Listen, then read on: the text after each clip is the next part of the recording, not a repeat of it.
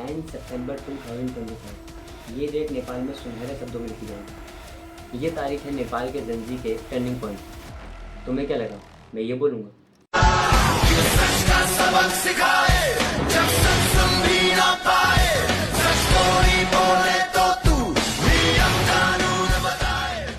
सबसे पहले मैं ये बता दूं कि मैं यहाँ पे जो भी बोलूँगा उसमें किसी के लिए कोई हेट नहीं है। नेपाल के जेनजी प्रोटेस्टर्स के लिए मेरे दिल में बहुत रिस्पेक्ट है, पर ये जो कुछ भी हुआ क्या ये वर्थ इट था? चलो इसके ऊपर थोड़ी बात करते हैं।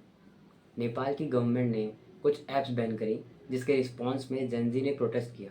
उन्होंने ये प्रोटेस्ट इसके लिए नहीं किया क्योंकि उनकी ऐप्स बंद हो गई या फिर उनसे उनका एंटरटेनमेंट का साधन छीन लिया गया, बल्कि उन्होंने प्रोटेस्ट इसके लिए किया क्योंकि वो बढ़ते हुए करप्शन को देखते हुए अपनी गवर्नमेंट से नाराज़ थी। एक देश में जब प्रोटेस्ट जैसी कोई चीज़ होती है तो वो एक कंट्री को अंदर तक हिला के रख देती है। ये जितनी भी चीज़ें हुई जिसमें जेनजी ने अपना वॉयलेंस दिखाया, आपको क्या लगता है इसमें कितनी सारी चीज़ें डिस्टर्ब हो सकती हैं? सबसे पहला, economical instability, unemployment, law and orders का ब्रेकडाउन, सिक्योरिटी कॉन्शियस, लीडर का बार बार चेंज होना, प्रोटेस्ट के समय गवर्नमेंट प्रॉपर्टी डैमेज हुई है उनका रिपेयरिंग कॉस्ट, लोकल लेवल पे सिक्योरिटी का पूरे तरीके से हटना। ये जितना भी मैंने बताया है ये सब वो इन्फॉर्मेशन है जो कि हमें न्यूज़ और इंटरनेट से पता चल रही है। बाकी एक देश के अंदर क्या चल रहा है वो तो वहाँ की जनता ही जानती है। 我们这辈老仔脖子上喜欢挂玉牌，香炉供台上摆，长大才开白黄牌，虔诚拜三拜，钱包里面多几百。 अब आप ये मत समझिएगा कि मैं सिर्फ सिक्के के एक ही पहलू को देख रहा हूँ, क्योंकि मुझे पता है कि नेपाल के यंगस्टर्स काफ़ी ज़्यादा मैच्योर हैं। प्रोटेस्ट के बाद काफ़ी ज़्यादा वीडियोस में देखा जा रहा है कि वहाँ के यंगस्टर्स सड़कों को साफ़ कर रहे हैं, दुकानों से चुराया गया सामान वापस ला रहे हैं। ऐसा नहीं है कि मैं इन सब वीडियोज़ को या इन सारी चीज़ों को अनदेखा कर रहा हूँ।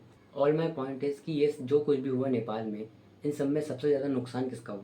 ये जो कुछ भी नेपाल में हुआ, ये होने के बाद सबसे ज़्यादा तकलीफ़ किसको उठानी पड़ेगी? वहाँ के गरीब लोगों को। इसलिए एक बात हमेशा कही जाती है कि लड़ाई में किसी का फ़ायदा हो या ना हो, पर गरीब का नुकसान ज़रूर होता है। जिस करप्शन के लिए ये प्रोटेस्ट हुआ, जिन मिनिस्टरों के लिए ये प्रोटेस्ट हुआ, उस पर से कितने मिनिस्टर तो अपनी फैमिली के साथ देश छोड़ के चले गए, कितने तो अदर कंट्री में शिफ्ट हो गए, क्योंकि इन सब के पास पैसे हैं। और जो देश से बाहर नहीं जा पाए उनकी वीडियोस तो आप सोशल मीडिया पे देख ही रहे होंगे।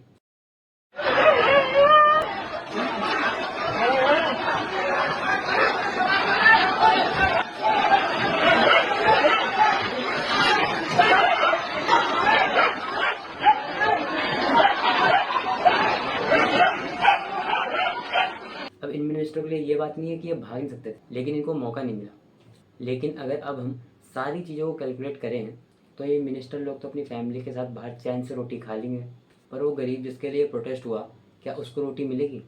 नेपाल में जॉब्स तो है ही नहीं, और सिचुएशन को देखते हुए लग रहा है कि महंगाई और बढ़ जाएगी। वहाँ पर लोग टूरिज़्म में हैवली डिपेंडेंट है, लेकिन अब प्रोटेस्ट और वायलेंस की वजह से फॉरेन टूरिज़्म भी आना बंद है।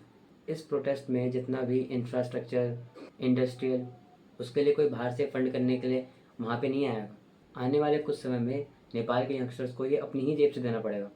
अमीर और अमीर बनता जाएगा, गरीब और गरीब बनता जाएगा।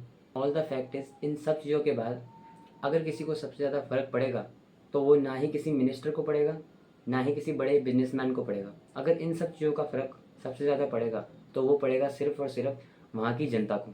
इसलिए कहा जाता है कि देश को बड़ा बनाने के लिए लोगों का बहुत बड़ा हाथ होता है। यंगस्टर को ये बात समझनी चाहिए कि कंट्री में कुछ भी इस तरह का होने पर कंट्री सिर्फ बैकवर्ड जाती है, कोई ग्रोथ या फिर कोई इम्प्रूवमेंट नहीं दे।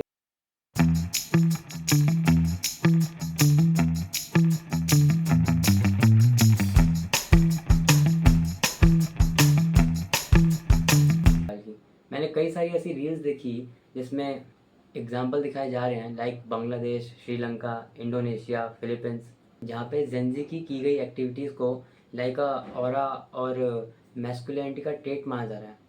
एक तरह से बोला जाए तो काफ़ी मैनली दिखाया जा रहा है। इन कंट्रीज़ को छोड़ के बाकी सब कंट्रीज़ के यूथ को ऐसा दिखाया जा रहा है कि आप अगर अपने देश में ऐसी कोई चीज़ नहीं कर पा रहे हैं तो आप मैनली नहीं हैं, आप क्या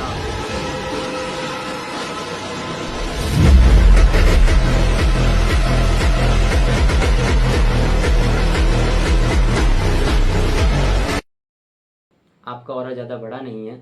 मैं पूछता हूँ, ये मीम बनाने की चीज़ है? इसी कंट्री में मास प्रोटेस्ट, अपरेजिंग, कॉन्फिडेंशियल क्राइसिस हुए हैं, जिनकी वजह से वहाँ पे रहने वाले लोगों को अपनी लाइफ को डेंजर में डाल के कुछ ऐसे एक्शन लेने पड़े जो कि एट द एंड उनके फ्यूचर में उनको भारी तरीके से नुकसान ही करेगा।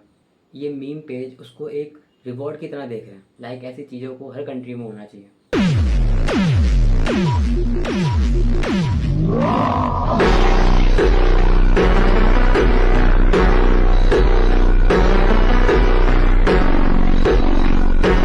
तो ये बात समझनी चाहिए कि किसी भी कंट्री में अगर ये होता है तो वो कंट्री को बहुत ज़्यादा बैकवर्ड लेके जाता है, ना कि वर्ल्ड की सबसे टॉप कंट्री बना देता है। जिस कंट्री में ये हो चुका है हमें वहाँ से लेसन लेने चाहिए और वहाँ से सीखना चाहिए कि हमें अपने देश को किस तरह से सही रखना है। अगर आपको ओपिनियन अच्छा लगा हो, अगर आपको कुछ भी ओपिनियन है इस वीडियो को लेके, तो प्लीज़ आप कमेंट कर सकते हैं। सीखना चाहिए, बाद में भी क्लिप्स लगा देंगे यार।